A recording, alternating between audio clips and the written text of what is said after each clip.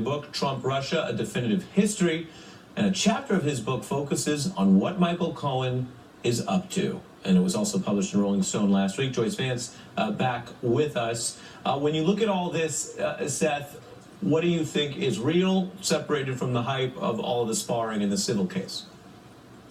Well, Ari, I think Cohen's team's bracing for an indictment. That's pretty clear. I just had an email exchange with Michael Avenatti before I came in here. He told me from the courtroom that that's what Cohen's legal team expressed. And he also separately has knowledge that there's an indictment coming, although he wouldn't tell me how he... Let's break that into two. Number one, Cohen's team didn't say that there is an indictment coming immediately. What they said was that the exposure of a potential indictment should give him a cop-out of the civil case. Number two, what sounds more significant is you're saying that Michael Avenatti is attesting to you that he has knowledge. He has knowledge of a federal indictment coming against Cohen? Yes, he does. That's what he told me, but he can't tell me how he knows that. How would he know that?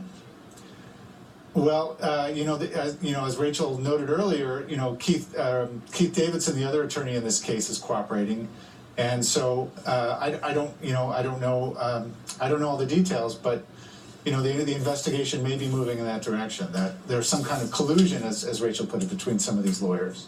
Well, Joyce, let's go to that because, the president's lawyer needs his own lawyer. That's like when a bodyguard needs their own bodyguard. It's not usually a good sign. And on top of all that, there's this lawyer, Keith Davidson, this story, again, coming across the wires tonight, that the former attorney for two of the women who were paid to keep quiet about their alleged affairs with Trump and now has been contacted by federal authorities investigating Cohen and is cooperating, providing electronic information to the now famed Southern District of New York. What does that mean to you? There's every indication that this is a serious investigation. I would tend to discount anyone who says that they know that there's a federal indictment coming simply because grand jury proceedings are secret and it's a crime to disclose those grand jury proceedings. So no one really knows, but we strongly suspect that this investigation will move forward towards an indictment simply because the bar would have been so high inside of the Justice Department to approve a search warrant of the president's lawyer's residence and business. That, I think, gives us some barometer for determining that there was a significant amount of evidence in the possession of prosecutors before they even let loose with the search warrant. Of course, they haven't yet had the opportunity to comb through the items that they seized the day that they executed the warrant, and that presumably will bring them even closer to indictment. Seth, the personal relationship between Trump and Cohen is unusual, to say the least. Reading from, again, this new New York Times story tonight, it notes that for years Mr. Trump treated Mr. Cohen poorly with gratuitous insults, dismissive statements, and threats of being fired. Donald goes out of his way to treat him like garbage, said Roger Stone, Mr. Trump's longest-serving political advisor. What light can you shed on that?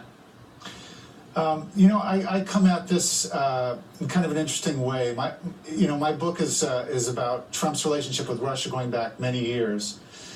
And I was investigating the Russian Mafia in New York. There were some criminal figures who were purchasing apartments in Trump Tower in Manhattan in the 1980s. And it was while speaking to former federal investigators in New York that I came across information about Cohen.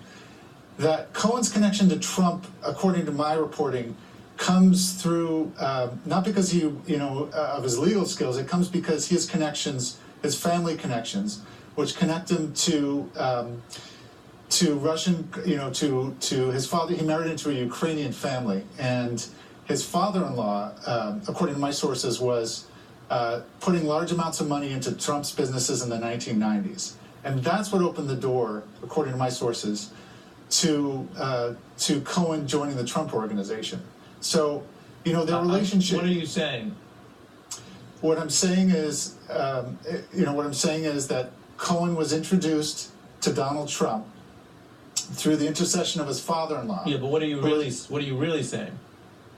What am I really saying? I'm saying that Cohen is Cohen has connections that are useful to Trump. That he's got. It sounds like you're saying, and tell me if I'm getting this wrong because I'm just interviewing you. It sounds like you're saying that Michael Cohen was not hired simply for his abilities as an attorney or a fixer, but there were other sources of money that linked him in a way that might be of interest to federal investigators. Is that what you're saying? Their sources of money are what opened the door. His role was as a fixer. Now, I can't go much beyond that. All right, well, we'll pause it there. Maybe we'll come back and get into it more, but it's interesting stuff. Seth Hettena and Joyce Vance, thank you both. Coming up.